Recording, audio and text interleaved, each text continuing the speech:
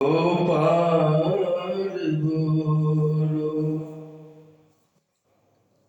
श्री राधा रमण हरि गोविंद बोलो। हम सब सर्वोदय सेवा संघ भोला बस्ती आनंद विहार कॉलोनी पहाड़िया वाराणसी उत्तर प्रदेश आज संपूर्ण जगत में कार्तिक मास में परमात्मा की लीला कथा वार्ता का उत्सव चल रहा है।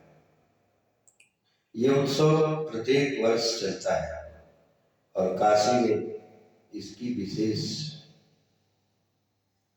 इस महत्व को लोग इसको विशेष तौर से, क्योंकि काशी वो भूमि है जहाँ ज्ञान का दीप निरंतर, जहाँ ज्ञान की बापी निरंतर विश्व को अपने इस ऊर्जा से सिंचित कर रही है। हम सब भगवान की बनाई गई एक ऐसी अनुपम कृति है जिसको परमात्मा देख के प्रसन्न होता है। भगवान कहते हैं सबसे अधिक मनुज मोहि भावा, मुझे मनुष्य अत्यंत प्रिय है। और उसमें भी भगवान कहते हैं कि अगर कोई दास हो, अगर कोई सेवक हो, अगर कोई भक्त हो तो वो मुझे प्राणों से अधिक प्रिय है।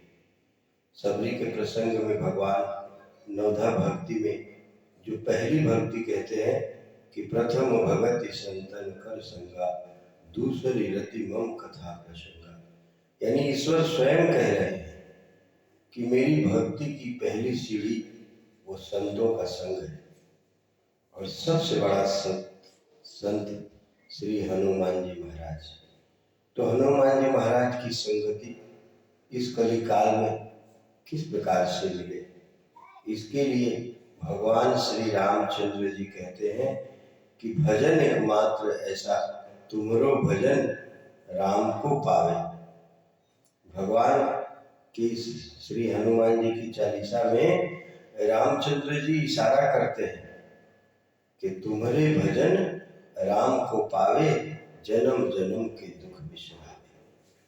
हनुमान जी का भाव, हनुमान जी का भजन, अगर हम सब अपने जीवन में उसी भाव से एकाग्रता के साथ, तन्मयता के साथ उस परम पिता परमेश्वर को अपने हृदय में उन धड़कनों के रूप में महसूस करते हुए अगर कि तुम्हारे भजन राम को पावे, जन्म जन्म के दुख बिसरावे, अंत काल रघुवरपुर जाई, जहाँ जन्म हरि भगत का।